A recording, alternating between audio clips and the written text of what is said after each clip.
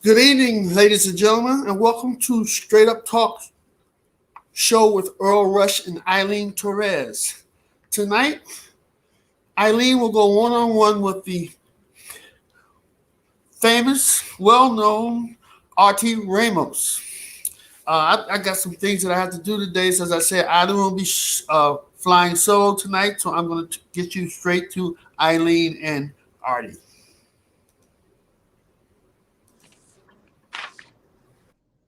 All righty, we're in Artie's living room and we Can you see his see me? hand. We can see your hand in the mirror behind you. We can hear you just fine. Okay. I'm trying to see if I can fix myself so I can get on here. Yeah, get into the picture so everyone can see the face and body that belongs to Artie Ramos, the famous man who is best known for Side Street. Gotta hold this now. I thought it was on They're supposed to be. All righty. Okay. Okay, that's better than it was before. For some reason. I'm trying. For some reason, I'm trying to. I don't know. Trying to center it. Don't worry too much about that. As long as we can see your face and hear your voice, we'll be good.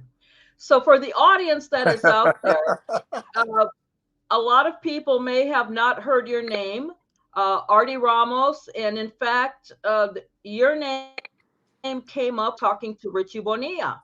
And Richie Bonilla said, oh, you've got to interview Artie because he's got such an interesting story. This guy is the brainchild behind Side Street. And as we were talking, I learned a lot about all the steps that it took you to get there.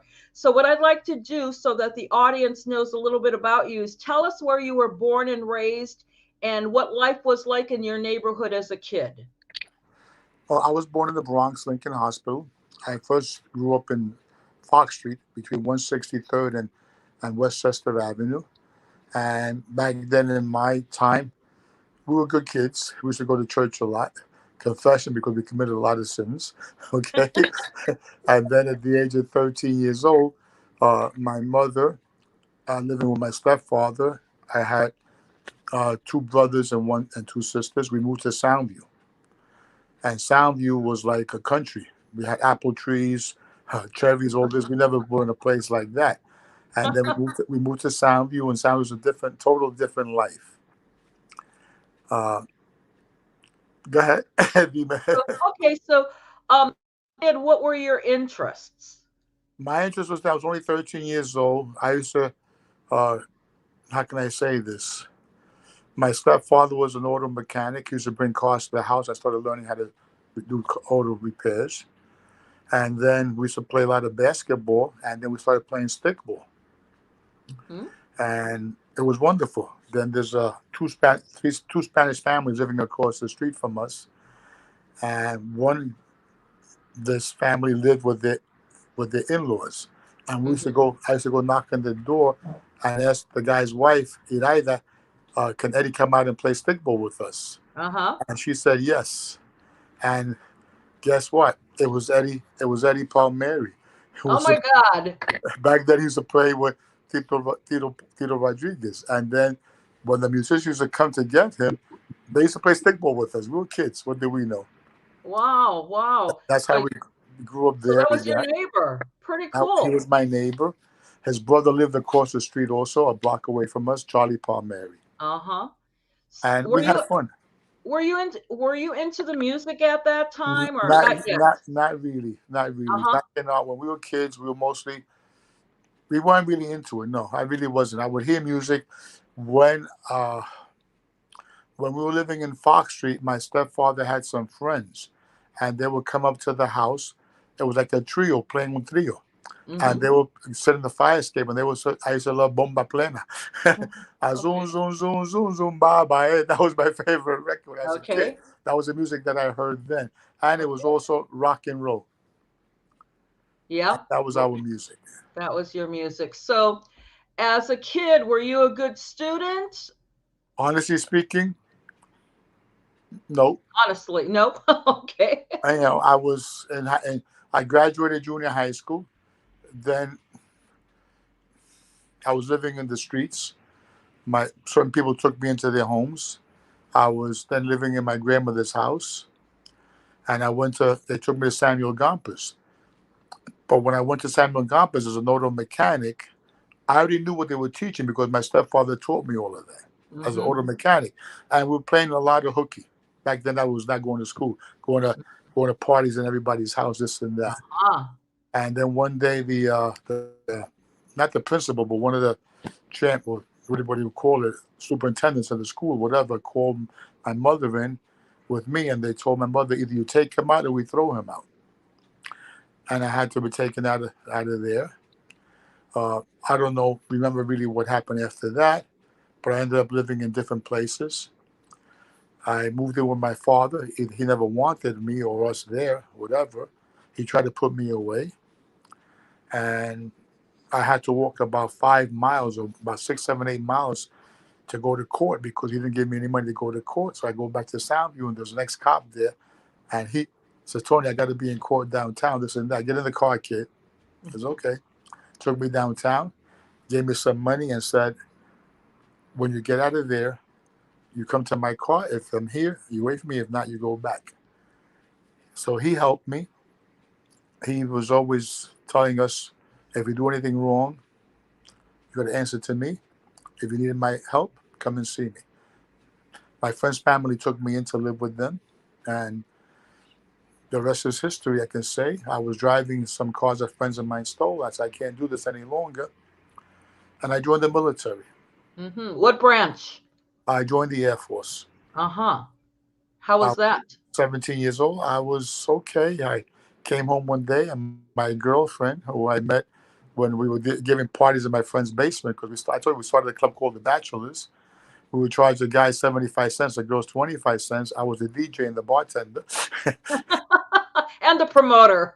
I got back, and we started, and I was sent to the Philippines.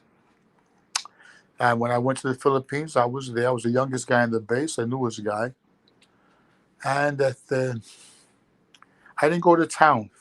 That's what all the bars and clubs were, because I saw this lady there and I wanted to meet her. She used to be a Filipino. So then the first night that I went to town, I wake up the next morning and I'm shaving.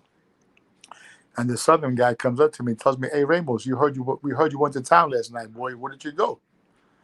I said, well, I went to the Dude Drop In the Flame. He tells me, those are nigger places, boy. Those are nigger places. I said, excuse me, where I'm from. And next thing I know, I used to hang out with los Morenos. We used to have to fight at least 2, 3 times a week to get back on the base. That's how racism it was. They had one part of town, the Morenos had another part of town. They took my stripe away, and then a few months later, they discharged me because of that. And what did I do? I was kicked out of the military because I was hanging out with Morenos. Came back to New York, hung around. How can I say this? I was doing not stupid things. Oh, yeah. Well, I don't want. No, I don't want to say this. But again, I had a lot of my friends, but my friends got caught up in nonsense that they're not. 90% of them are no longer here. 99%.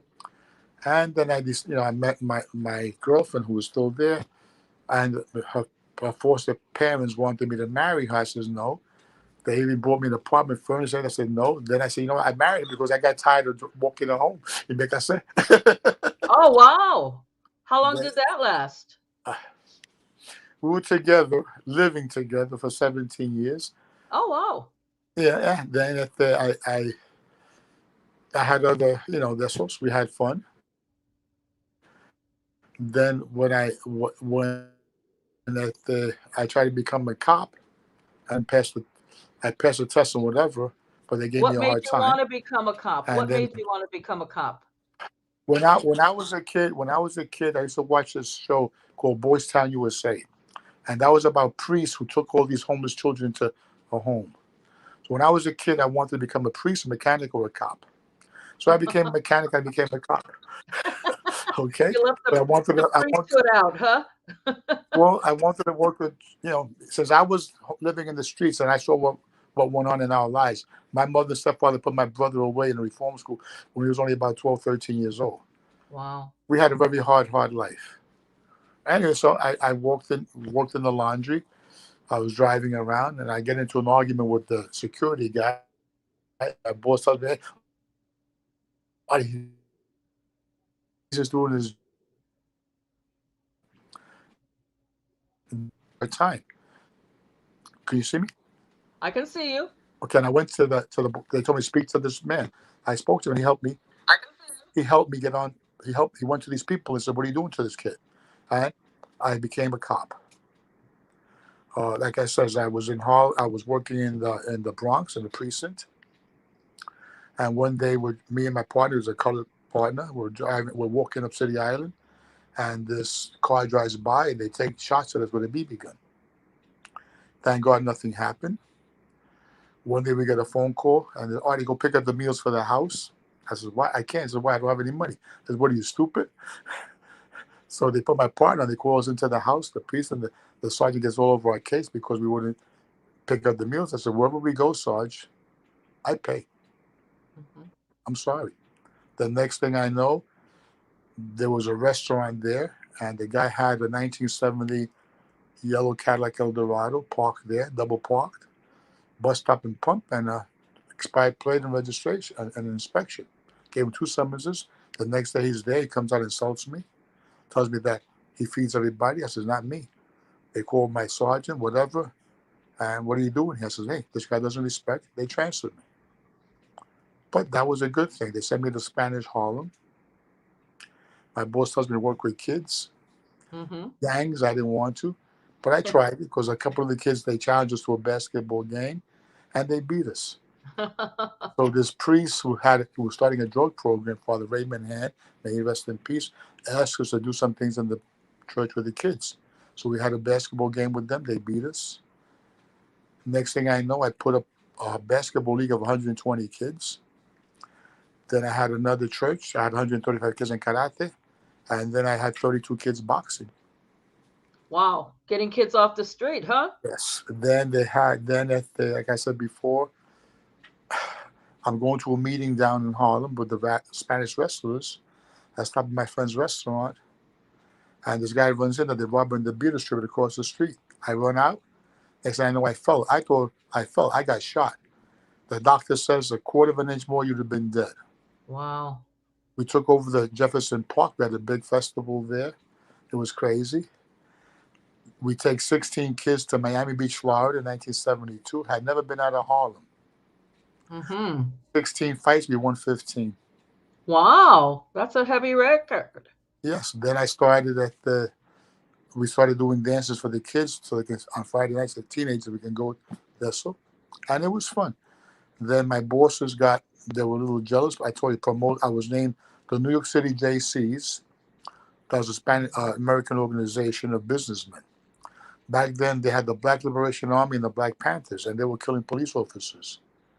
So they wanted to show the cops weren't that bad. So my boss tells me, "We're going to put you in for this." I says, "I'm the newest guy here. Out of 32,000 cops. Oh, it'll look good for you." I says, "Fine." I was named the top cop of the year by the New York City JCs. Wow. Named one of the top 5 men in New York State by the New York State JCs and by the New York That's Police. amazing. And then the commissioner came to see me. I was all over the newspapers, news, everybody there. And then promotions came, and they didn't promote me. And I asked you why. To my bosses, "We don't know you. You don't know me." Then from there, I started a softball team of police. We wanted to play softball. And we were okay. So we had to do a couple of dances to raise money to join the league and to the uniforms and all that. And some guy came that we knew, he was helping us, and they took us to the prisons to play the prisoners upstate. Who won? The truth, they beat us. And the funny thing about it, we're having lunch in the room. The warden is sitting next to another prison. I said, "My God, we don't have our guns with us." A fight breaks. I said, "Oh my God, what is this?" And that was life. And then the governor allowed the prisoners to come to Harlem, 110th Street, Manhattan Avenue, to play against our police team. Every major newspaper was there. Of course. We beat them. Yay. And then we went back to the prisons again. We beat the prisoners. And then we just started playing with the team. We had good. We started playing against the community, and we started doing. We had to do dances to raise money for this. And one year we went to Puerto Rico. My brother-in-law was in the casinos. We played against the hotel people. The last day we were going to be there, this bunch of guys dressed in uniforms. We thought they were soldiers. Jump on the field. You got a game against us? Excuse me. It was the police in Puerto Rico. Oh, wow. They were beating us 11-0. Then they brought cases of beer. They beat us 11-9. And Oh, then we started going to we were going to Puerto Rico every year, but we had to raise money. So we started doing dances to raise money. And that's how, like I said, one of our first dances, we used this band called Orquesta Cimarron. I didn't know yeah. then. I found out years later that their lead singer was Tito Nieves. He was only 16 years old then. So with our dances, we started in the Bronx. We had to end up in Manhattan because we had a following of 1,000 people. That's pretty good for And we would go to just getting into the business. And it was good then. From there, I got transferred to. I went to the sex crimes unit in the Bronx. It was great. Wow. And then then we were doing dances, and I went to this place called at the Players Choice on Jerome Avenue. So I started promoting there. I started promoting there on Fridays. Okay? And it was good. Then I get a call one Friday night from my sergeant.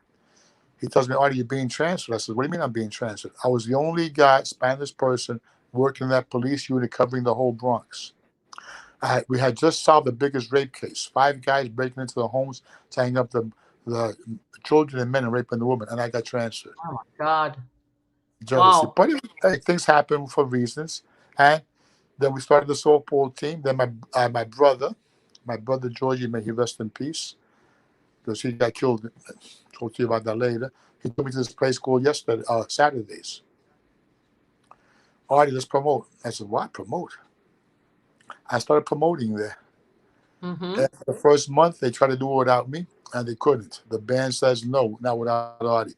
Our first dance there was April 21st, 1981. Charanga 76. Ah, great band. Yes, and then we were doing good. So one of the guys, he was a Greek guy. He didn't want to be part of it. He wanted to sell. These 2 guys walk into the club and they says, Artie, we want to be promoters. I said, no, we're the promoters. Well, I said, why don't you do this? Why don't you join us in buying this place out? I borrowed $15,000 from my sister. My brother borrowed some money. These 2 guys put it up. We ended up buying 60% of the place. Wow. One of the guys had to get out. We bought him out. And then we had to be careful because we used to open up at 10 o'clock at night, close it at 4 in the morning, and go downstairs, the other club downstairs till 11 o'clock the next day. Yay. An after hour. And so we did that for a while. And then we knew that we had to stop because they were looking at us. So we stopped for a while. But my partner, the original partner, was there. He tried to do it without us, and forget it, he failed. We ended up buying him out. And so I actually took off. And it was wonderful. Then what year was that? What year was Side Street? 1981. Okay. And All then right. then I'm going home that night, 4 o'clock in the morning. I'm with this lady that I met there. She's the mother of my last son. Okay. And I'm walking out with her. Know her. Yes, I'm walking out with her son in my arms, and my nephew runs out yelling, Uncle Artie, Uncle Artie. They shot Uncle George, they shot Uncle George. I run down. The security guy was laid out. He was shot twice in the chest, and my brother was shot here. I raced my brother to the hospital, and my brother died. Wow. 6 months later, I closed the place down, and we made the downstairs the club, the upstairs into catering. And then we started doing, like I said, I started doing Sundays at the beach party. We did Sundays when Monday was a holiday. And forget it. We didn't even have to advertise. We had crowds around the corner. Wow. And then a friend of mine, this other elderly man, an African-American man named Joe Williams, may he rest in peace. Back then he was about 70, 75. He would tell me, oh, this is going to be a garage one day. I says, yeah. I said, so, I said, Joe, you can park your car here. Don't worry. And one day he tells me that they were leaving Orchard Beach and going to this little bar. And at a certain time, the bar would let all these young kids, the music would change, the food would change. So I said, let me try this. So we called it the After Beach Party. Uh-huh. And people were coming in, lines over, forget it. And then we saw the people taking the food out, feeding the kids, this and that. So then we started charging $7 to get a free drink and free dinner. And that was unheard of. People thought we were crazy. Wow. People thought we were crazy doing that. And then when I closed the club down, to do the transfer the floors, we're ready to open up. And I go to this other club that my friend was opening up, and I meet these guys. Eran Dominicanos. And they said, we go to site, I said, get out of here. So we started opening up. So then I didn't know that we had a Dominican crowd. So one day, me and my buddy, Mickey Melendez, Mickey was the start of the Young Lords. And Mickey was also a DJ on radio. These were DJs that had never, they played for free. They were playing through the colleges. I used to hear him on Friday nights, right? Oh, Sundays. Well, I don't know back then. He could have been on Fridays, but it was here. It was Mickey Melendez, Nando Berici, Joe Feliciano, Jorge, Vicky Sola, and Rodriguez, 2 girls and 3 guys. So I said to them, you know what? Nobody knows you people. Let's bring you up on stage. So I brought them on stage, put the music out there, and they met the people there. To meet the legends of radio. Wow. That's how we started. Wow. And so then we get we change the club and we make it there, and we're doing the street festivals. Mickey takes me to the Hamptons because his friend, who was he was the head of the hospital. What's the hospital in the Grand Concourse? I forgot the hospital. So we go to his house. This guy you have to see this house, and we're there having some champagne. That's right. He has a pool. Everything. I said, Mickey, we couldn't do this in the backyard of Side Street. So we ended up renting out the backyard. We built the stage. Wow. We had to see this. We would open the summertime con La Sonora Ponceña. Yay. And close it with a Gran Combo. My goodness. We had Mickey's radio station came there, and him and Nando came there to broadcast live on radio. And then we had BronxNet came to televise us and film us.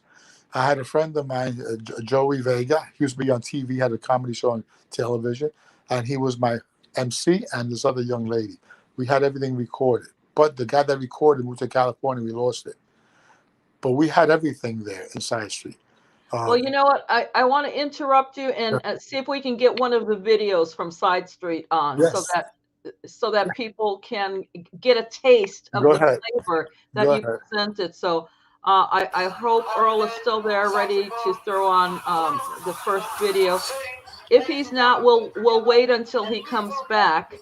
But I was surprised because I looked at so many videos, and it seemed like some were inside, some were outside, some were, the stage looked so different with every band playing. No, we had to stay. First of all, Side Street first started upstairs. Then we moved it to the lower floor downstairs. Then when we did the After Beach party and the summer, it was in the back. We had another stage there, yes.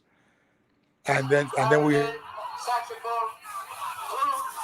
Oh boy, we just lost your voice. We lost the.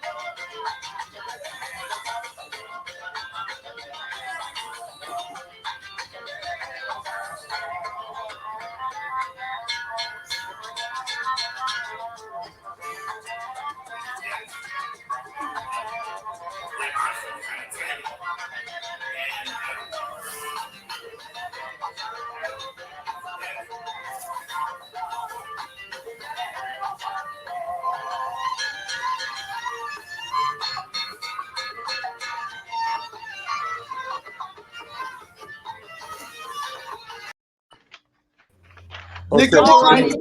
I hear you now. That was the video, and I Okay. want to ask Artie 2 questions about it. The first one is, do you know who that little kid was? Number one. Excuse me? I Do can't you hear know both who of the you. little kid that was playing? I don't know if he was playing campana or if he was playing clave, but there was a little kid there. No, I don't know who he was. He was Okay. probably from the audience. Well, and then I wanted you to tell us about your impressions of Bobby Rodriguez, because a lot of people really aren't Okay. that familiar with him, but he had a swinging band at that Hi. time, and he played so many instruments.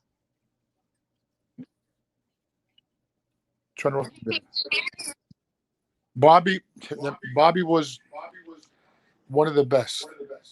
Very articulate, very knowledgeable of everything that he did in the music business and playing music. Unfortunately, Bobby passed away, and he was young, but he was one of our favorites. Yes. Yeah, I was so glad to see that clip of him, because there's not a lot. I mean, unless you bought his albums back in the day. I still have his albums, the LPs. Yes. Yes. And I saw him here in Lorain, Ohio, which was wonderful. And I saw him somewhere in the Bronx. I think it was it called Epoca, the one that had several floors? That had what there? A club in the Bronx that had several floors, and they had a rooftop. Epoca only had one floor. No, then there was another name to whatever that club was. Do you have an idea where? Do you have an idea where it was at? Somewhere in the Bronx. That's all I know.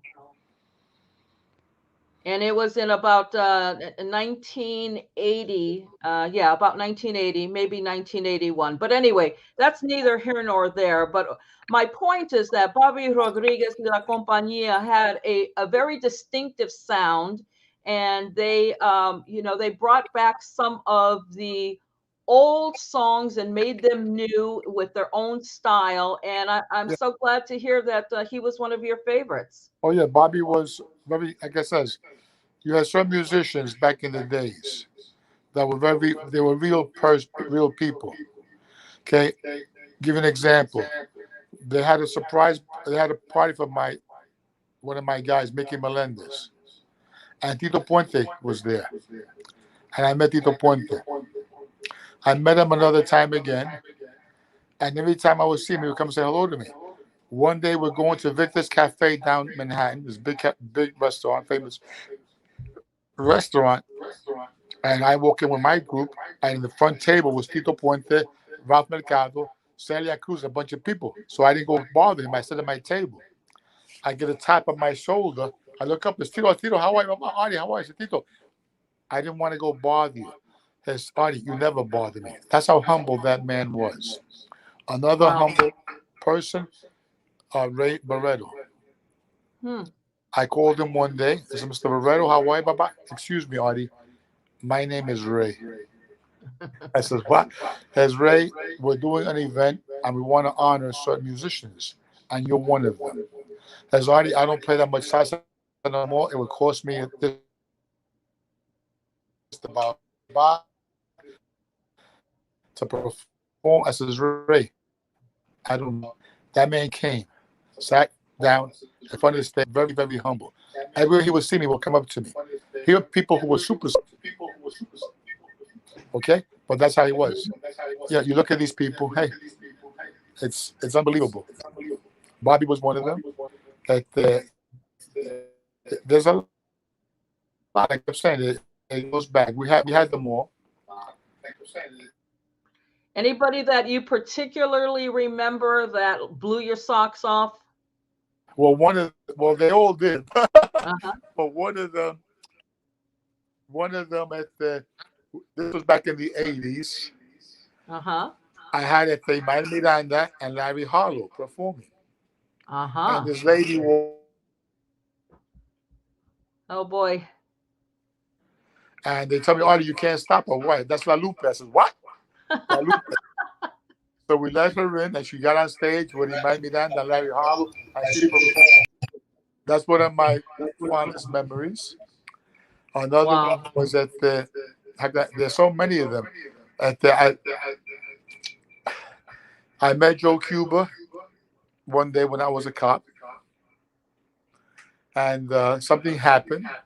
But I met with him. I bought him coffee and a sandwich. That was about 1970, 72, 70, about 72. 1980, no, 1994, something like that. Richie Bonilla had booked him to play in Side Street. So he said, Artie, come and meet Joe Cuba. I said, okay. He takes me to the stage. Joe, ¿quieres que conozca? Tú fuiste policía que me traiste café aquella noche, ¿verdad? This is back. Wow. Wow, he remembered that. You know, so you look at that. These was, again, and then he passed away a year later. So not a year later, I went to see him. He passed away. But we have people like that at And hang on, because we've got a clip. I also picked a clip of Joe Cuba at Side Street. okay, that was the day. That was the day I met him there. That was the day? Okay, so go ahead. let's see if we can get Earl to pull up the Joe Okay. Cuba.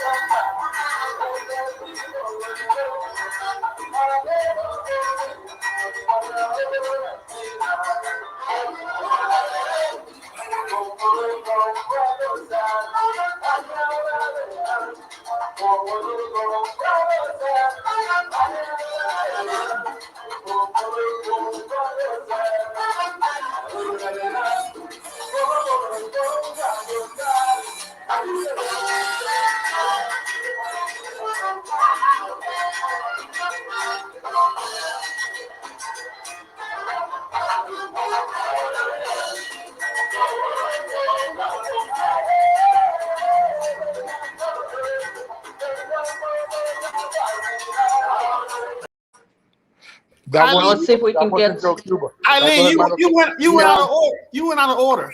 That was Hermano I know Colon. that was Hermanos Colon. Yeah, I know Right, you went out. You went out of order. Here's Joe Cuba. What? That was Okay. the order you sent me in. That wasn't Joe Cuba. No.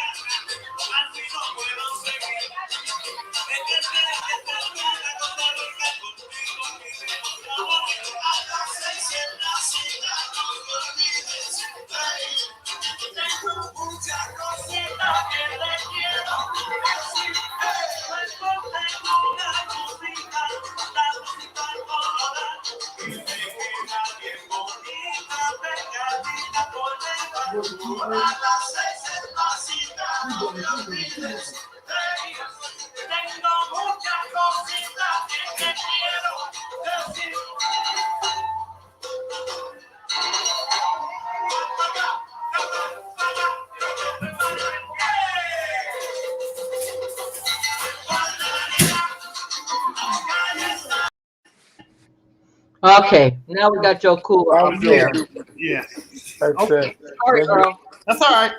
Did you get the one from Miami that we took in Florida? No. I only wanted to play like maybe 5 clips, but let's for 1 second just go back and talk about Los Hermanos Colon, because that's not a very well-known group. No, they're a local band.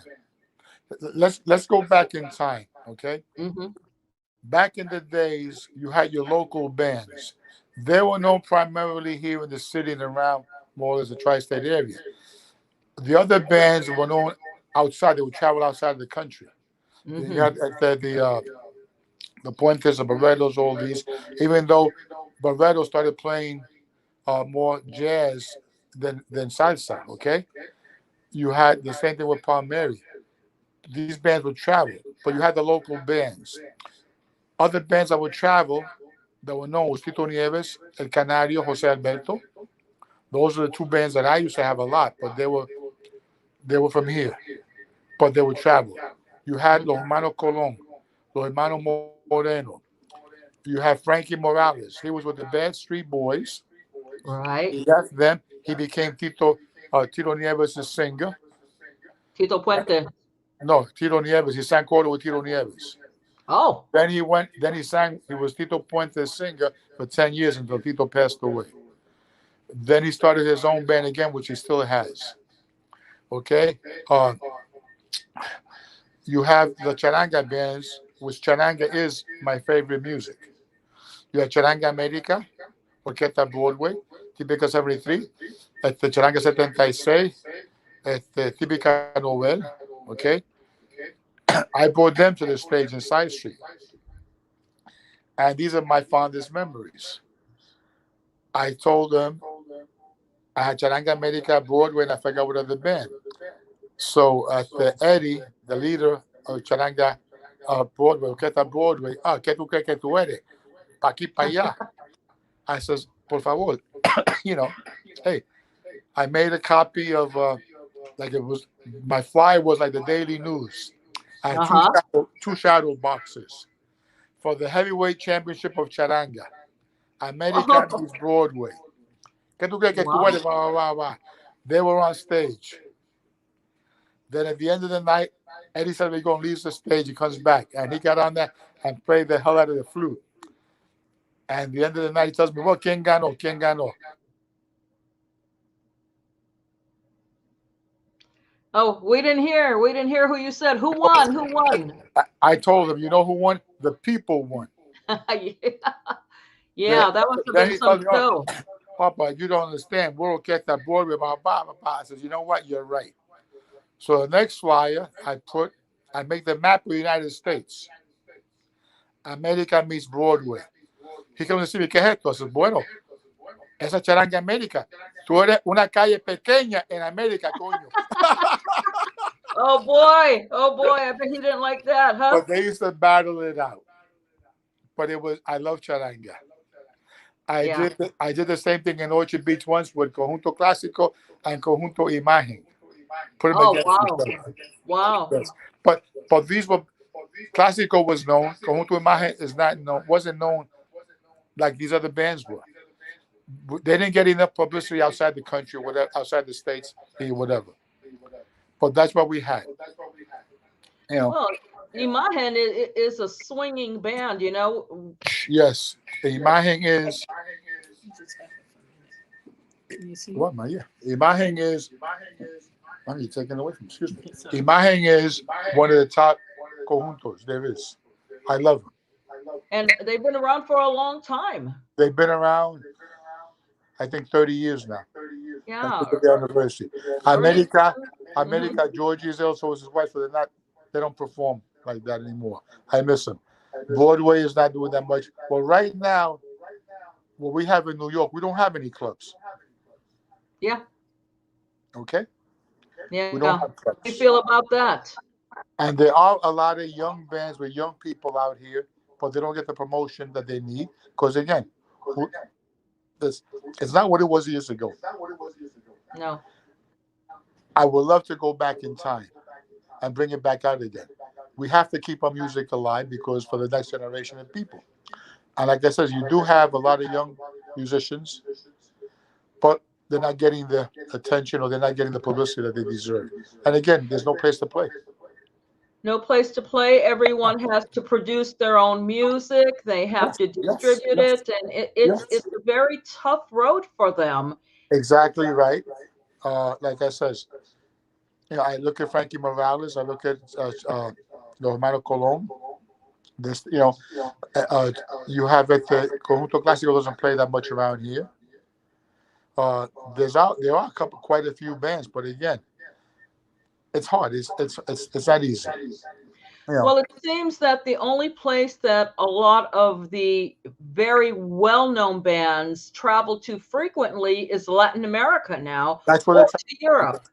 Europe and Latin America. You're 100% right.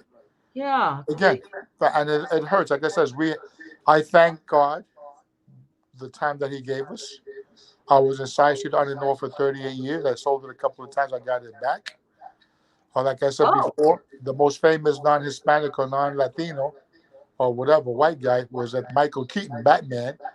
He came there with one of my ex-cops, friends of mine. I said, what is this? Orquesta de la Luz had their video done there. really? Yes. And then we had at the, I told you we had at the, there's a movie called out Summer of Sam. Uh-huh.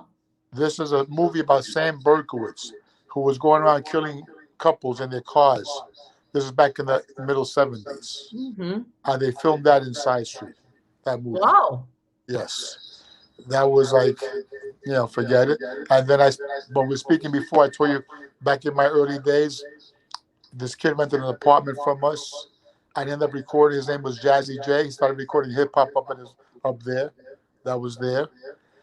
Like I said, we had all the famous bands performing in Side Street. Oscar de Leon, La Ponceña, El Gran Combo, Tito Rojas. Carmen Quintero saying Mark Anthony. Carmen Quintero. Mark Anthony. Reminding you. Mark Anthony, I never forget. He was walking off the stage one day. One girl grabbed him by the hair, and the other girl grabbed him someplace else and pulled his back. But Mark was a wonderful performer. One day, this band comes in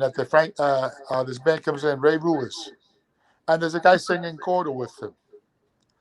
So I said to the guy after the band finished playing, excuse me, what are you doing singing coda? You're too good. He said, no. They're gonna release me next. My next album will be released. My album. I said, okay, what's your name? My name is Victor Manuel.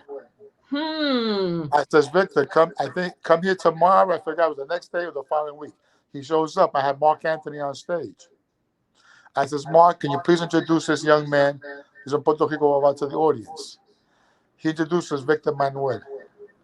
Victor Manuel sang a song to Mark. I have the recording. Oh, wow. Of him and Mark hugging each other. Then he gives me a call. Artie, can you let us play there? Just pay the band. You don't have to pay me. I said, okay, not a problem. I hired the band. Now his album comes out. So I want to hire him. He said, Artie, you got to call my agent. His agent was the wife and family of Gilberto Santa Rosa. Oh. I'll tell you how he got him. So I called the office. Oh, we need a deposit. I said, excuse me, you need a deposit? I hung up. They called me back. Oh, Artie was sorry. I said, if I don't give Gilberto, El Gran Combo, Mark, or deposit, que nadie lo conoce. Oh, we're sorry, they didn't know who you were. I said, okay. So we bring him back. Forget it. That's how he started his career. How did he start his career? He told me, Artie, when I was graduating high school or college, we had to do an event, a concert. So I hired Gilberto Santa Rosa. So me and my friends were drinking this and that, and they bothered me to get up on stage. So I got on stage with Gilberto, and he wouldn't let me get off the stage. He signed me to a contract. He became my agent. That's how he started. Wow. Yes. Wow. But we had it's him at Eddie Santiago, Lalo Rodriguez. What are the bands we know from Puerto Rico? And we had them all. The one I regret because he passed away was Tito Rodriguez. I would have loved to have Tito Rodriguez there. Wow. But he had already, whatever. Him. Like I said, we had, and before anything else happened, before we go away, like I told the musicians and I tell the people, we're very grateful, even though we have a history and we have a name. And to everybody, and I say this to musicians and everybody else also, if it wasn't for the customers who came to see you, who came to support us at Side Street, where would we be at? We owe it all to them. And I thank them every time I see them. We give dances. We were giving dances when later on. The customers that we had were 30 years old then. Now they're 70, 80. I looked at them and told them, yo, pues yo estoy viejo también. But we look back. Well, you know, I want to talk about the fact that your side street was so well known and the place where everybody wanted to be. And so one of the other video clips that I chose was the fundraiser for De Valentin. Oh. And we're going to start it in one place because, you know, I was looking at the whole thing, but what I like is that I see Richie Bonilla there. We had Richie on. We interviewed him early on. Frankie Morales is singing. We interviewed him in, I think, March. And then Eddie Montalvo, you see walking on the stage, and we had him on a couple weeks ago. So, and then, you know, there's other guys in there too who will be on soon. But I want you to tell us who came to you or whose idea was it to do the fundraiser at Side Street for De Valentin? We had done a couple of things, and we knew David as a musician, and my youngest son always wanted to play a flute. And when they were on the plane going to Puerto Rico, who's on the plane? He was David Valentin, so I introduced him. David lived in the neighborhood, and it was fun. And we did, I think, 2 fundraisers, if I'm not mistaken. Okay, and Richie Bonilla, I told you his name is Cookie, right? You're right. You know, I believe he came to me, and we were talking. And then there's another friend of mine named Ana Araya. She goes back. Yeah. She goes back in time with all these people. So we got together because we knew that David was sick. He was living, whatever, and we said, let's honor him and do a fundraiser for him. And that's how it started. Myself, Richie, Anna, and I don't know who else was involved in that. And the musicians came, they devoted their time. Okay? They're here today. They always say present when we on non-commercial radio ask them to come and help us raise funds. So I want a big round of applause. You know, so it started like that. And to see him go, it's sad. Everybody was there. In fact, even at the Yankee player that plays the guitar, Bernie Williams was there also. Oh, Yankee, we played. oh wow! The borough president's office they sent the Marlene Rodriguez, Marlene rather. She came there and presented them with an honor from the borough president's office. We had a couple of, I believe, councilmen that were there also, state assemblymen. And because again, you know, here's a legend, and we know that how long can he be around? Well, let's see if we can see some of the actual playing. I see Ronnie Fuentes on timbales. I see John Walsh in the background. They're coming out here. These are known the world over as great salsa stars, but they're here today. They always say present when we on non-commercial radio ask them to come and help us raise funds. So I want a big round of applause for this man right here. Come on now. Andy Gonzalez, Gil Malone, Ronnie Fuente, all the other guys that are not on stage. So how about it if we kick it off? Come on. Frankie, ¿qué es lo que viene?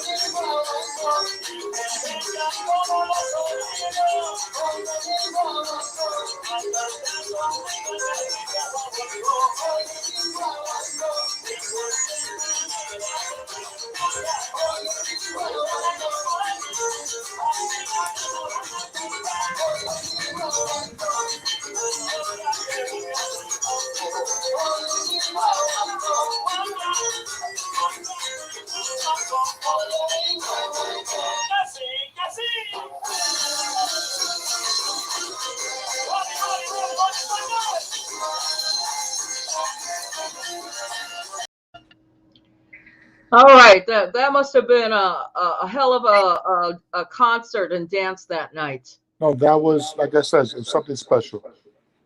It was, we did a few of them for different artists. We had fundraisers for honoring them. Uh, at one time, we started an organization to honor musicians. You might know the leader of the band. You don't know who's playing in that band. They're not, unless they have their name out there. And the first band that we honored was Charanga America, Georgie Mansonet.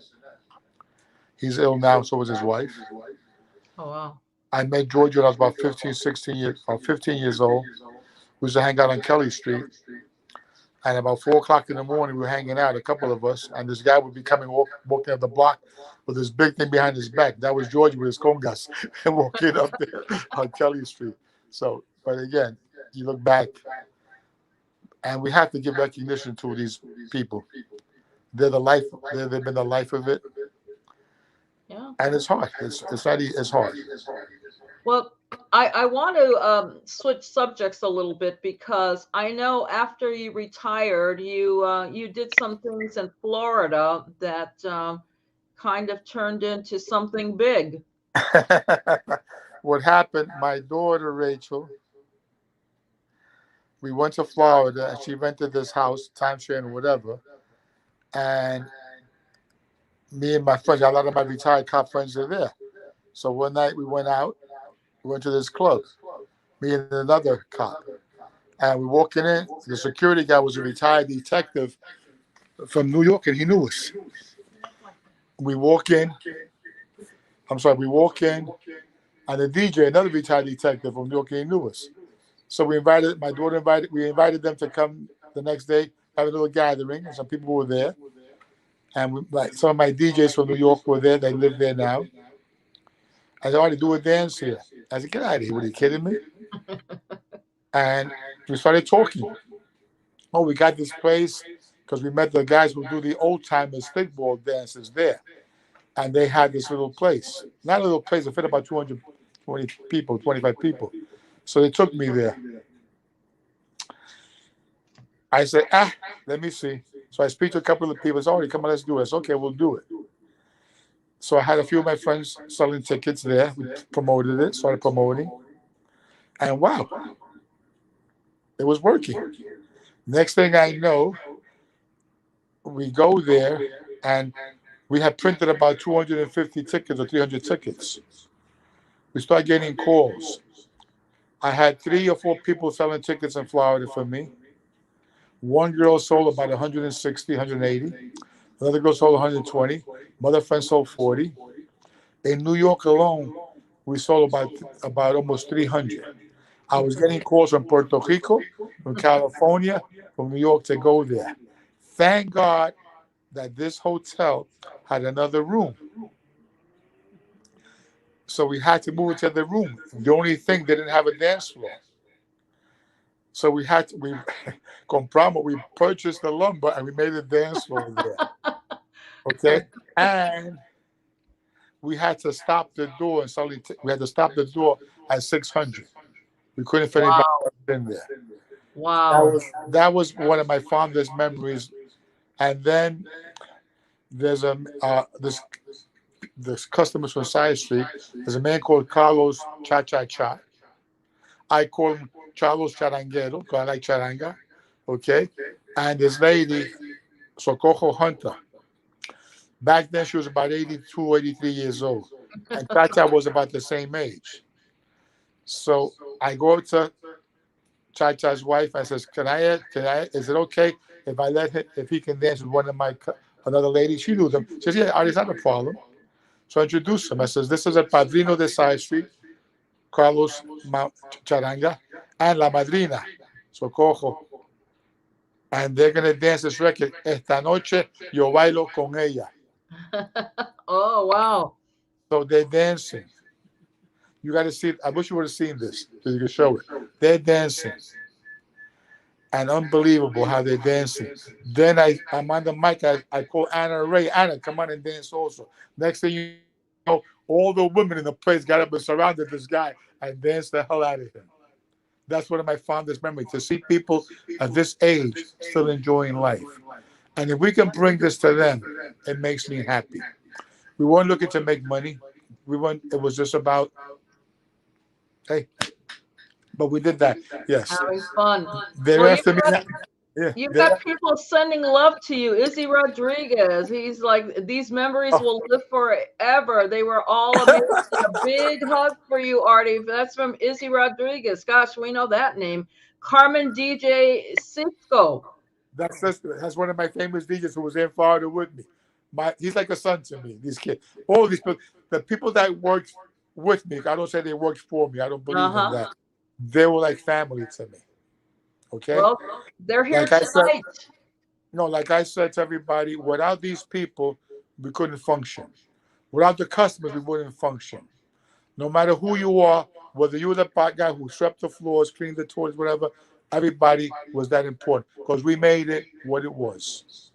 And again, I thank again the clientele that came to support us. I don't want to start naming names because I might forget a couple. Okay. Well, let's talk a minute about DJ Henry Knowles. We know Henry. Okay. Henry used to be the DJ in Tapestry. They were our competition. So now Tapestry closes down for a while or something, and Henry comes, hey, you can play in Side Street. Come on, DJ. So I started DJing. So then me and my manager, Mickey Melendez, were going to dinner and we invite him out. And we're sitting at the table. He says, wow, I don't believe this. What? What do you mean you don't believe? Says, Artie, working in Tapestry all those years, they never took me anywhere. And that's how Henry, so then Henry started with us. And I'm not going to say he wasn't on in Tapestry, but in Side Street, he rose to another level. That's how far back he had. Now he's in Thailand, right? Yeah. He's living out there. My youngest son went out there a couple of years ago and met him out there. And says, Dad, you should go there and open up a club with Henry. Salsa club. Hey, that sounds good. I wonder how many tickets you could sell to that reunion. Hey, like I said, we had fun. And we have to thank God that I know what I was doing, though. But it was all in the hands of the Lord. And I thank the people who supported the musicians. Like I said, I look back, I look at Luis Ramirez, Rey de la Paz. Another one, Luis Ramirez was, another one at the last Mambo King. You know who that is? He's yes. Like, who? Se quemó la casa. What's it? Oh God, I think I just had his name. Yeah. Oh man. Right? Who? God. Oh God, I know. I'm just saying. Yeah, I know. It'll come back, but yes. Second one, I know him. The second one. Orlando Marin. Marin, there we go. Orlando Marin, yes. He's one of the last. Eddie Palmieri's in his 80s. Who else is around from that era? Well, Willie Rosario, I mean, he's Puerto Rico, but I mean, that's a very mature gentleman. I was talking to Tito Nieves the other day, and he was mentioning all these people from that era again. Who's the guy from the Gran Combo? They say he might be 90 years old, the leader of the Gran Combo. Ethier? Yes. Wow. Yes. I forgot the names that Tito gave me, but they were, these people were up there. Wow. And yeah. Look, we're moving up with them. Hey. Yeah, we look back, and our music. Again, I love our music. I love our old salsa. But like anything else, I tell the people today, we have to cater to the younger generation because those ones will be going out more. They spend more. They do this, whatever. Our people, as we get older, we change. They don't drink as much, whatever. But they still want to enjoy life. And to me, I don't care. I enjoy seeing the older people still there. Like this lady Socorro. I was at a function not too long ago, and this one will not get off the dance floor. It's like, hello, you see this and you say, my God bless her. Well, that's what keeps her going because the music makes you happy and the music really gets your blood flowing and it just gets those energies of health and being robust flowing so well. And I think that's what a lot of older dancers rely on to keep them going because they're happy.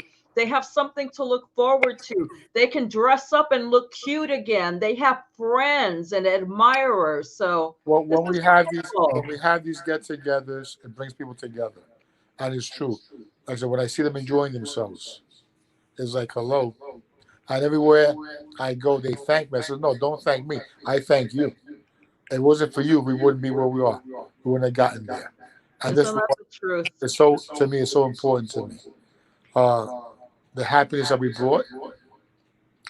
And hey, who knows what can happen? Right now, like I'm saying, let's support our younger generation. So now that you're retired, do you have any inkling? Do you have any temptation? Are your fingers itching to do, something here and there? Yes and no. The people from Florida keep calling me the stick bully. They want to do something. And I said, let me see, find out, because what's going on right now, you really can't do anything with this Not in virus. Florida. Again, I'm not gonna say that I won't. I'm not gonna say that I will. I might do something here. Maybe what I do here is I have my reunions of the retired police officers. We get together, okay? But that's like a dinner, whatever. I will. I think it was 2 years ago. It might be 2 years ago. There's a place on Tremont Avenue called Mama Juana's. We did a reunion there, and we packed the place. We did a reunion on my birthday. I forget it. It was packed. That was nice also. We brought in a band called Bronx Charanga. They're tremendous. Jose Calderon, who's a DJ with Vicky Sola, he's their singer, and they play everybody's charanga music. They're great. I Wow. was thinking of bringing them to Florida because the name Bronx Charanga will attract. Hey, from the Bronx, whatever. Yeah. So that's still in my mind here and there. I'll see. But right now, until all this is over with,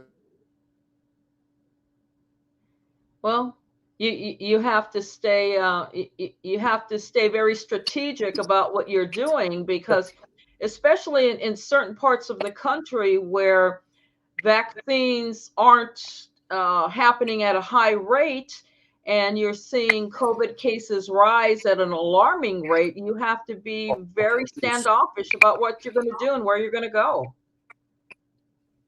well, you're 100% right. And this is what we have to be careful. Again, every once in a while it comes to my mind. But right now, I enjoy what I'm doing. I spend time with, I just went to Puerto Rico with my son. My youngest one went out there that doesn't want to come back. It's driving me crazy. And I have my oldest son and my daughter. And then I have a stepson who just has two step grandchildren. They're my grandkids. We just had the birthday party Saturday. And it was wonderful. So you get time, now that I'm free, I get time to spend time with family. Before that, we had no Well, time to be working. so important. Another thing I want to get to is something that developed from Side Street, which was the Side Street Kids. So we've got a video. We're going to play the video and then we're going to talk about that, okay? Go ahead, Dan, go ahead.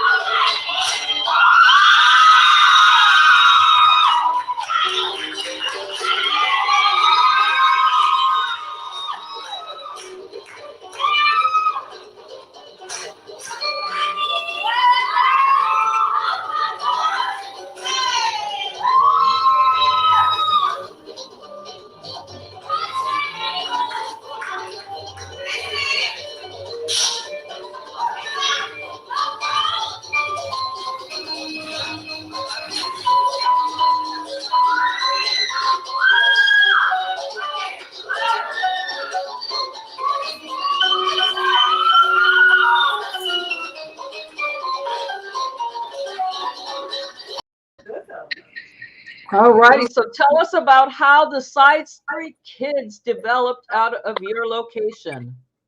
Okay, well, we used to give dances there on a Friday night for the teenagers to come.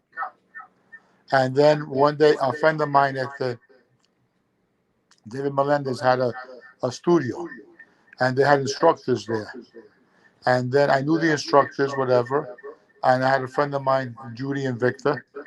They would help me a lot. And they came over to see me. And they were looking for another place. So I said, well, we can start the Side Street Kids here. Start them. And we started recruiting little young kids. They had some of a little following, and they started there. And they grew. The kids you saw dancing there, those are teenagers. They were kids when they started in Side Street. they were kids. So that's how it started. And the rest is history. Yeah, those kids traveled all over. I used to go to the salsa congresses, and they were everywhere I was. And, very, very precise in their dancing. They had great choreographies, great costumes, and they represented your club very, very well. You've got, let's see, Lisa Santiago saying, great interview. Go, Artie. Your daughter, Rachel, saying how proud she is of you. Well, yeah. all of my kids and my stepson, they worked in Side Street. A lot of some of the workers that worked in Side Street, their kids worked in Side Street also. We brought them there so we could keep them on the watch. We had fun, like I said. It was family. Sabrina Vicente is saying, Artie is the best, most wonderful, humble, fun man. Always treated me so well. You are so loved because of how much you love. I love you, Artie. That's Sabrina. Well, that's Sabrina. You know what I call her nickname? What? The Wicked Witch of the West. Sabrina. I love her. She was like a daughter. She was one of my bartenders to this day. She's in our hearts always, in my heart. She's a sweetheart. Yes. Lucky to have her. Yeah, she's sending her love out to you. A lot of people have been, I don't know if you've noticed, but a lot of little notes are coming out to you from people who know you, admire you, and your daughter say you're going to cry before the interview's over. You can't see them, but I got a couple of tears in my eyes. Again, I never thought, I don't know. I just don't know. All this, it has reasons, but I don't know. I never thought I would own a club. It just happened. Well, you had such tremendous success, and with that success, you changed people's lives because you gave them an outlet for music and dancing and camaraderie and community, having fun, singing, laughing, dancing, eating. I mean, my God, that's what our culture is all about, and you provided that. Yeah, I have a friend of mine. I'm going to tell you the story. An ex-correction officer named Ricky Perkins. Ricky's about 6'3", trigueño. Okay, he tells me, Artie, when Gilberto Santa Rosa comes next time, can you ask him if I can sing with him? That's okay, Ricky, not a problem. Gilberto comes. Says, Gilberto, yo tengo un amigo mío que es policía como yo. Y él quiere saber si él puede cantar contigo. Okay, tráelo. So Gilberto's going to sing. I put Ricky on stage. Gilberto walks off the stage. His manager tells me, if Gilberto gets sick, I want him. The band is looking at him. Gilberto left him on stage for the whole song. Wow. Ricky starts walking off the stage. People are chasing him, thinking he's Gilberto. Asking him for, give me your autograph, Gilberto, give me your autograph. Now, Gilberto es blanco, Ricky, olvídate. Well, that's one of the biggest memories. Every time we see Ricky, we start joking and laughing because he has a recording. Well, he obviously had a great voice. You know, I want to talk a little bit about Jose Rivera, who took these videos at a time when, you know, the only guy that was really taking videos was Ernest Ensley. You know, that's the only one that I knew of. Okay, Ernie Ensley Ernie Ansley goes back. We did a few fundraisers for him also. Okay? And back in the early days, yes, it was Ernie Ansley. But then you had other people. When I was Side Street, it was Chester Rosario was doing videos.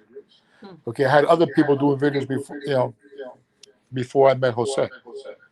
And you have people that were still doing them.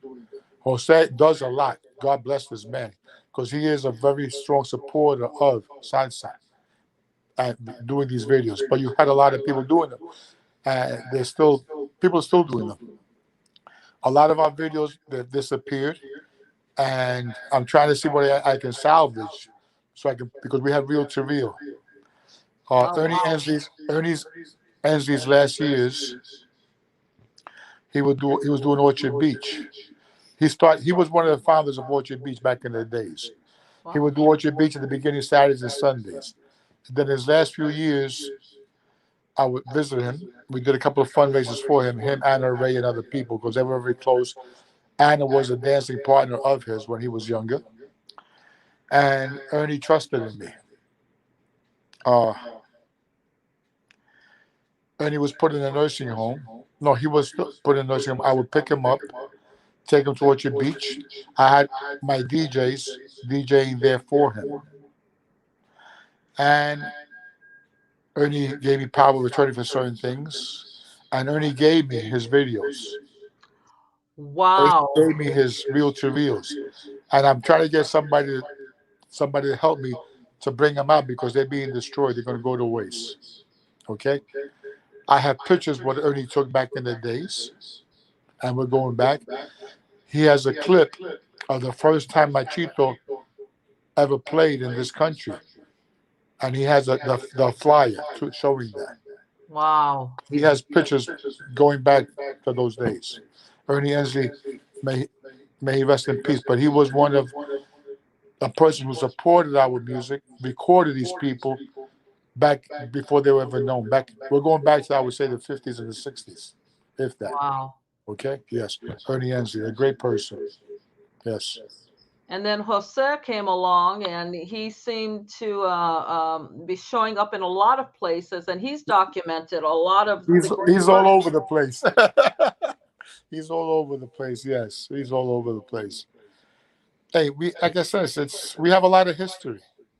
Yeah, not we, Side Street, the music industry. Okay, before it was called salsa, it was mambo. Yeah. Then they changed it to salsa. Then when it started dying down, the boogaloo era came out. Okay, and if you listen to some of this stuff, they even talk about the Beatles started using our music, our Spanish music. Yes, the Beatles. Huh, that I'm not familiar with. It was on TV one day. They were talking about salsa and that. Hey, yes, how it came out. You look at that. I guess I remember the Boogaloo eras. Then salsa romantica came out, and then also people started singing salsa in English. Okay, which is really nice. And I tell some of the musicians today, sing it in English and Spanish. Why? A lot of our people who are raised here, they're not raised knowing Spanish that much. So if you sing it in English and Spanish, they'll understand it more, and they'll appreciate it more. Yeah. Well, and there's so many people that have come into the world of salsa due to the salsa congresses that are not Latino, speak no Spanish at all, and it doesn't matter. But it's great. It's great when they hear a song, and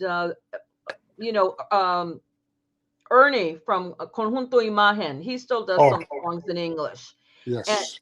And that's great for some people who know, for instance, My by Johnny Gill. They know that by Johnny Gill, and then they hear it in salsa, and they're like, oh, and so it resonates with them. Oh God, I'm trying to think of his name. He's from New Jersey. His band sings great English salsa. God, man, and I was gonna say something else. I forgot it. David Cedeno, is that David Cedeno. David Cedeno. Oh, I want to apologize to Marlene Sintron. I said Marlene Rodriguez from the Borough President's office. No, it's Marlene Sintron. I'm sorry, Marlene. You got it right. You have him. like I said, you have like the Frankie Morales who can sing English, unbelievable. Tito Hey, Nieves did. oh yeah, I like Yeah. it like that. And he has a few salsas in English also, Tito. And like I said, I told you how I met Tito when he was 16 years old. Yes. Unbelievable. And then we met again. We used to hang out together, play paddle ball in his back of his house. We go to movies together, this and that. Then he moved to Florida. I saw him in Florida again. We speak every so often. We just spoke the other day. I'm going to talk to him, see if I can get you to interview him, if possible. Yay, that would be fabulous. And you let me know who else you might want to. That's so. I will be calling you because this is what we're trying to do is get people that love salsa to love it even more, understand it more, appreciate it more, and not let the history fade into nothingness. No. I remember one day this man comes into Side Street and says, "Excuse me, are you the owner?" I says, "Yes. I would like permission to video the dancers." What do you mean? I'm from Germany, and they tell me that the best salsa dancers are here in Side Street. I said, "Get out of here." This man will come almost every year to video the dancers in Side Street. Wow. Because we had some of the best dancers. And some of them might be listening to me.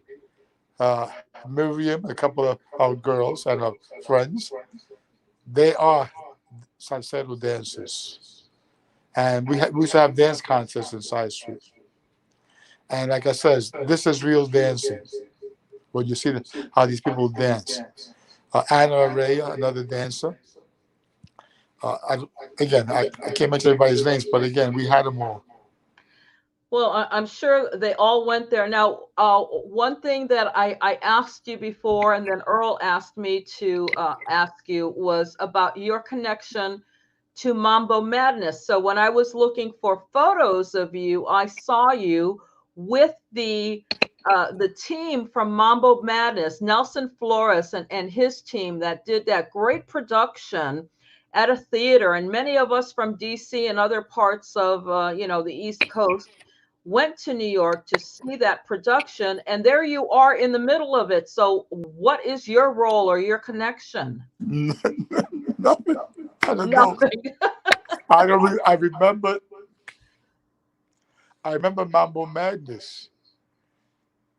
It was a film, a movie, right? A video. No, it was a dance theater production. So it was dance companies that were dancing on stage in a theater, and it was really hyped, and the place was filled. So you're in those pictures, and I thought, well, Artie must have been the brainchild, or he must have been the financier or something, and you're saying you had nothing to do with it other than you knew the dancers, I guess.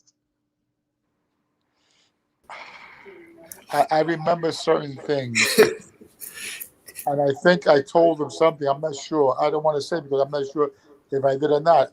I might have mentioned something to them about how to do certain things, but I'm not sure because you're going back. How many years is this? Huh? Well, Earl just joined us, and he wants to chime in on this too. I mean, every time I was pulling up his name on Google, it would say Artie Ramos and Latin Madness, and I'm like, well, what did Artie have to do with it? I didn't know. I gotta see the film again, please. Send it to me. I gotta look. I'm gonna look it up and look at it. Okay. Next time we talk, I'll let you know. You need to talk to Nelson Flores about that because he was the organizer that put that together. So maybe he can refresh your memory. But we were just wondering how deeply involved you were, and now you're saying you're not. So I don't know. It goes back so long. I don't remember. Yeah, I'm going to say that was. I saw certain things and I mentioned some things to them of what I believe what to do or how to do it. I'm not sure, so I don't want to say something which, not. But I'm going to look it up and look at the video, okay? Listen to this. Izzy Rodriguez, I had my 21st birthday at Side Street, and Conjunto Imagen was the band that played. 33 years ago. Izzy Rodriguez. Still remembering that tremendous memory. Tell Izzy to do me a favor, go away. He's making me feel old. You hear that, Izzy? You're making him feel old, but he's happy you're here. Izzy's one of the guys who goes back, and to this day we're still close. Well, yeah, that's a name that, we all knew. Anybody who would travel to New York would, hear and know about Izzy. So you still like him, huh? Since we're on tape, on video, I got to say something nice. Yes, I still like him. Okay, Yeah, and then this is a good guy. This is a good guy. Addie's son. Okay. Someone just said Addie's son. Addie. I know Addie. Trying to think now. God. Well, let's see if they put something else up on there. Love you, Artie. Call me. God bless you. Gotta run. That's Cisco, my DJ's wife. They're in Florida. Well, all of those dancers danced at Side Street, and the owners of Side Street Kids were the producers. So, okay.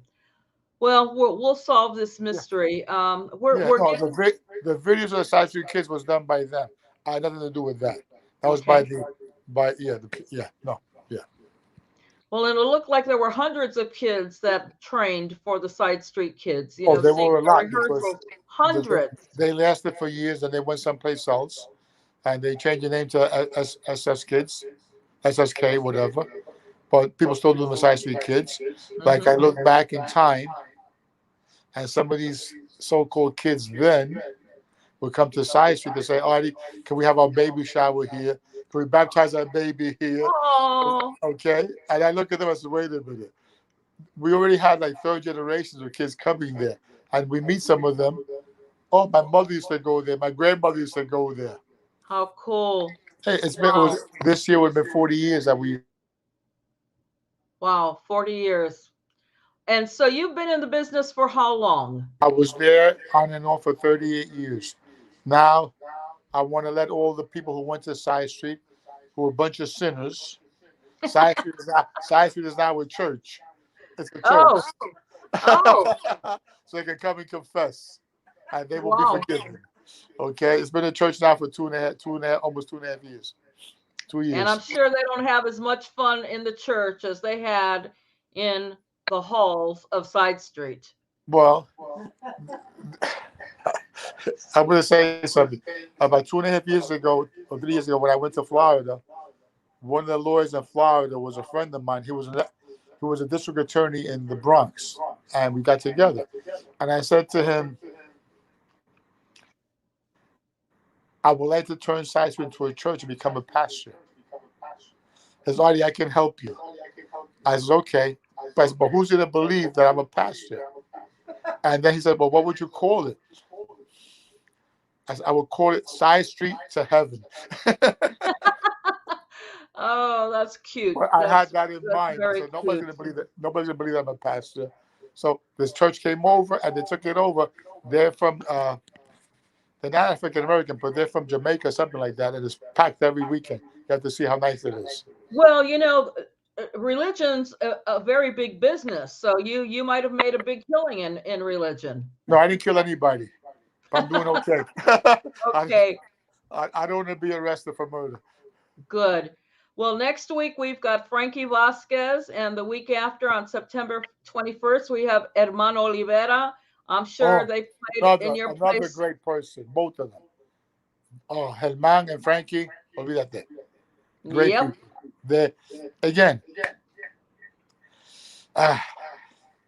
Maybe let me know when you come to New York. No, we could try to make a video of people. I would try to get people around us so you can interview these people, some musicians and some regular people who can talk about the industry. You have, like I mentioned before, you have Nando Alberici, Mickey Melendez, Cheo Diaz is in Florida. You got Vicky Stola, who just retired. Well, we're going to interview her. Okay, that's great. Because I might do something to give her recognition. Vicky is a wonderful person. I think Vicky's been doing this for 38 years, if I'm not mistaken. I used Yeah. to read her column in Latin Beat magazine all the time. I'm trying to get in touch with Rudy Mangual. What magazine is that, dear? Latin Beat, remember, it came out of Oh, okay. That California. is, yes, that at the. Well, like I said, you have at these DJs who they weren't known back then, because back then the DJs that were known back then was Symphony Sid, Sugar Dick Ricardo. They played our music, but that was late at night. Then you had the radio stations who they chose who they wanted to play because of whatever. Okay, but you had the DJs who were giving their time, because these DJs that I mentioned, they didn't get paid. This was all charitable to keep our music going. Right. And again, you know, now we have Marisol. She took over for Vicky Melendez on WBAI, and now for Vicky Sola, you have King Louis, you have Marisol, and you have Jose Calderon. They're taking over for Vicky, and they play. They're on every Saturday. They play tremendous music, unbelievable salsa. Yeah, and it's great that we have these internet stations that are popping up that have knowledgeable DJs. I mean, they're not just people that are playing stuff that, you know, they just heard. They know this music. They know the artists. They know the arrangers. They just know the whole history, and they're putting it out there so that people around the world can hear what is happening and what happened and Well, why this music continues to be so fabulous. you mentioned something before about los Americanos, whatever, white people with our music. Going back to the days of Ernie Ensley, okay? And my friend Joe Williams, who was a Moreno, who died at 90 years old, just about, he used to go to the Palladium.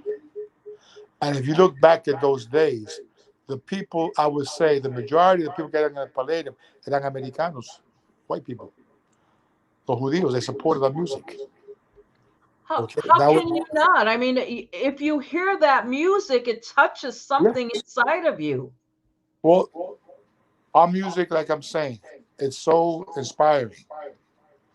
It came from It came from Africa to Cuba to Puerto Rico. Then they claim that in the Bronx, the home of salsa. That's why I call salsa the home of salsa. Because salsa, they say, it started really in the Bronx. When I was a kid, Tito Puente's family owned a little grocery store on the corner. Roberto was a teenager, all that, and we knew of them, but they weren't really there yet. And we're going. Right. I'm going back to the early '50s. Okay, and it started. You have Joe Quijano. Then we have we have a lot of the bands who came from Puerto Rico. They made their names here. The Hector Lavoes, okay, they made their names here. Yeah. And again, this is why they say the home of salsa.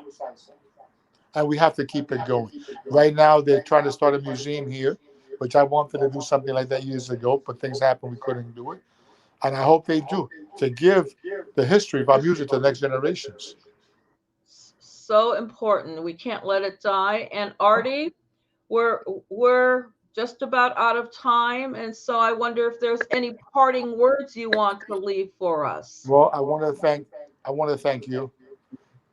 Okay. Huh? It's I want Richie. to thank, Richie I turned want me to on thank you. I to want to thank Richie. I want to thank you. I want to thank your partner, Mr. Rush. Okay. Earl Rush. Yes. Most of all, I thank the musicians, but most of all, I want to thank the people who supported us, who made us what we are today. I want to support the people who came to work with me, not for me, with me. They were there for me. And we built this together. But without the people, the clientele, Science would have never existed. Well, you did a wonderful job. You left a huge part of salsa history because of your creation and your development of such a fabulous place. And it's been an honor to be able to talk to you and share your life and your history with people that need to know what an integral role you played in salsa history. Well, I want to say one thing. We all gone through our ups and downs. And I was listening to TV today. Something came on. We have all fallen down. We have to get up and continue to walk and run. Don't stay there. Things happen for reasons. The old saying in Spanish, no hay mal que por bien no venga. Everything that happens for a reason, and we learn from them. This is what we have to teach these younger generations. What I did, you can take it to another level and do more. And this is what we need. It's not about me. It's not about anybody. It's about what we can hand over. We all have to know when it's time to pass the torch to the next generation and be there for them. They learn from us. We learn from them. Well, Bob Rosario is chiming in saying, "Great interview, Artie." So you still have a lot of fans out there, Artie. Well, Bob Rosario is a CPA.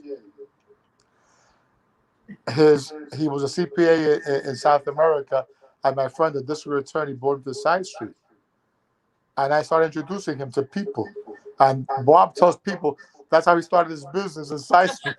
Today he's all over the country as a CPA. Yay. He's like a brother to me. He put my oldest son through college, whatever taught him. Oh. He helped him, and to me, Bob is family. So again, if you ever need a good CPA, let me know. Okay. And when you come, let me know, because you can meet certain people. And you have Sonia Martinez. Blessings to you and yours, Senor Artie Ramos. People love you. I love them. It wasn't, like I keep saying, they made us. And it's not me, it's who was with me. Because I could not run Side Street by myself. From the person who picked up the garbage, there was this when we started rebuilding Side Street, this electrician came. And this contractor came, a contract, and he brought a young man, un Mexicano, because the Mexicano's brother couldn't come, he was sick. So he brought this young man that was about 1990, and that young man became my coat room, my cleaner. He rented an apartment in Side Street. He's still there. Okay? Wow. He was my boss boy. He's still there. Long relationship. Now his kids have kids. They're still there.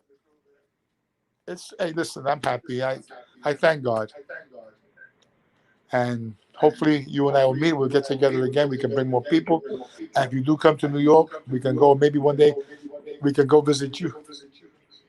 Okay, well, I want to say, Artie, this has been a pleasure, and it's been a distinct honor, because you were someone that I really was not aware of. You didn't know me, and you consented to this. And after speaking with you, I understand how important you were to salsa history. And don't be surprised if I call you again so we can do part 2. No, listen, you can call me anytime. Like I said, I would like to do it again if possible, but with other people involved. They can talk about Side Street, and they can talk about the music industry, and bring up a lot, because I know from what I was in, from the 80s up. They know before me. Like I'm saying, the Anna Ray, again, the dancers, and maybe we can do a video. You can see how these dancers can dance. We'll invite them over so you can do a dance for you. Well, sounds great to me, and to all our viewers today. Thank you for tuning in. I hope you came away so much more enlightened and appreciative of this man and all he did for us. And on behalf of Earl Rush, my name is Eileen Torres, and we're signing off, and we'll see you next week. Thank you, Artie. God bless you and Earl and everybody, and thank you. God bless everybody. Okay. Good night. Good night.